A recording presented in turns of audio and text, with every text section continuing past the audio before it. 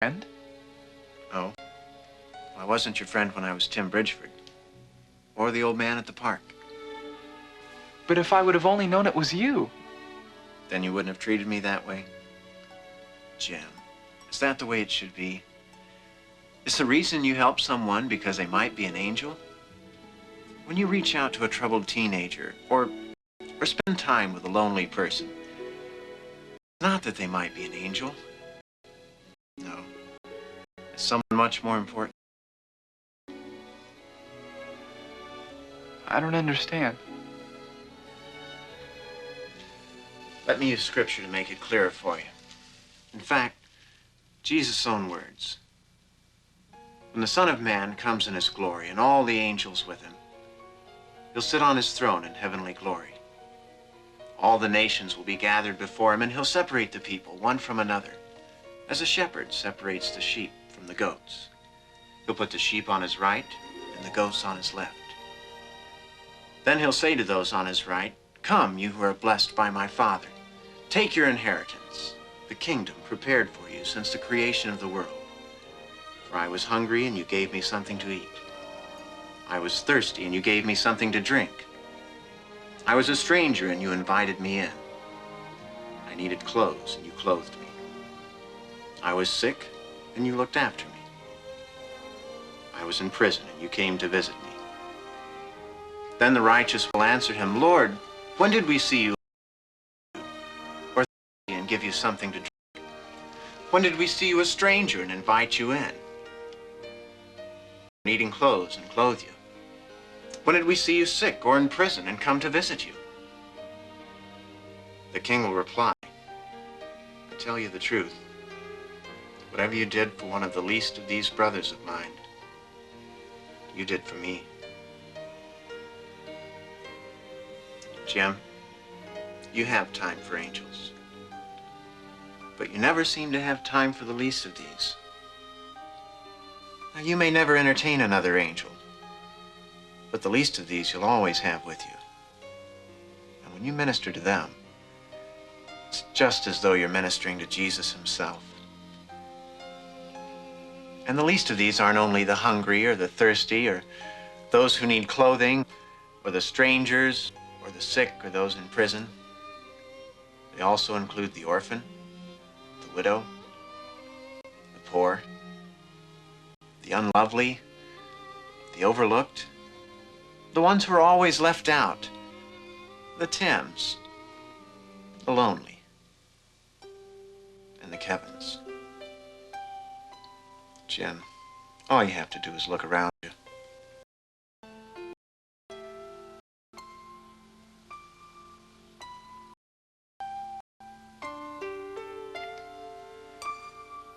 You're leaving now, aren't you? Yes. Then, this was the message you came to deliver.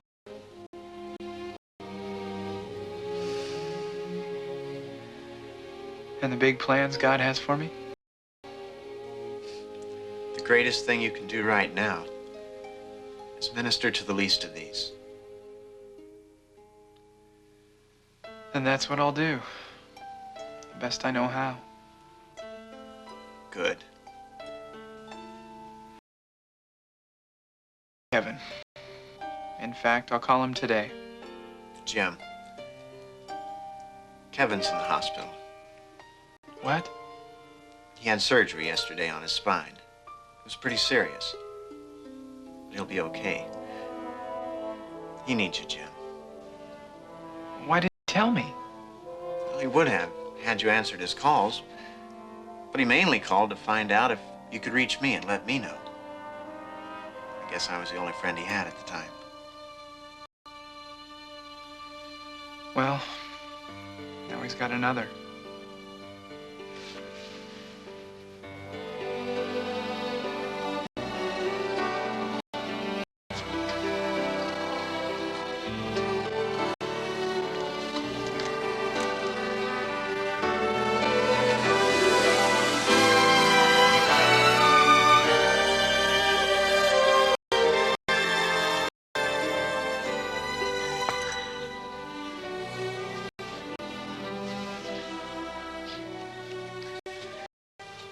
Well, you better hurry. You'll miss your flight. Will I see you again? You never know. I'd like that. Tell you what, you keep your eyes open for a guy rubbing his ears.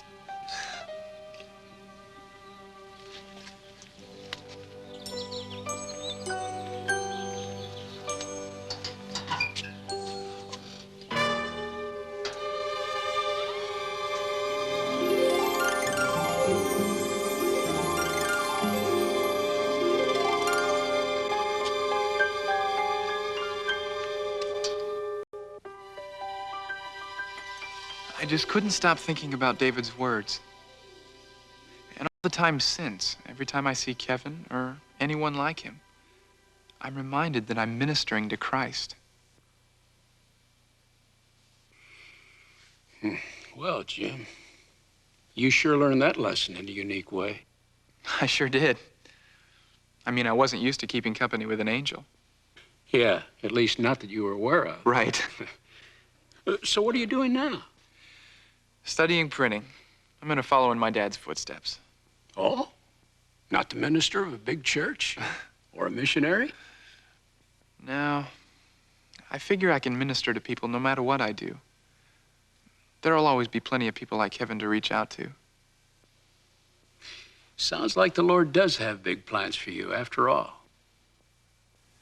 Well, I better let you get back to your work. I've taken enough of your time. Oh, forget it, Jim. I loved hearing your story. Say, listen, I'll be around for a couple of weeks. Maybe I'll see you.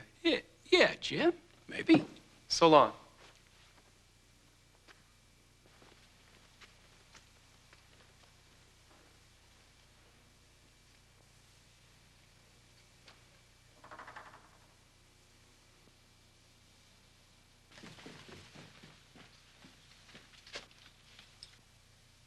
Mr. Cox. Jim? Yeah. Jim Peterson. How are you, Mr. Cox? Oh, keeping pretty busy. You home from school? Well, for a couple of weeks. You know, it's amazing how much this church has grown. Yeah. You know, it's mighty hard for an old janitor like me to keep it up, too. Well, I can remember when we could hardly afford one custodian, let alone two. I'm afraid I'm still the only one. I've never been busier. You know, I remember a couple of years ago, we had this big group come in here. What did you say? I said I've never been busier. Anyway, this group drew such a crowd. I put up 250 chairs. No, what do you mean you're the only one? What about Phil? Who? Phil. I just spent the last hour in the sanctuary talking to a guy named Phil. He's a custodian here. Jim, I'm the only custodian at this church. Have been for 15 years.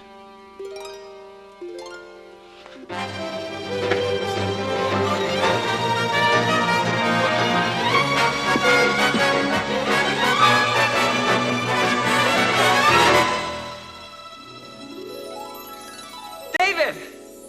David! I know you can hear me. Thanks for checking up on me. I'm doing great.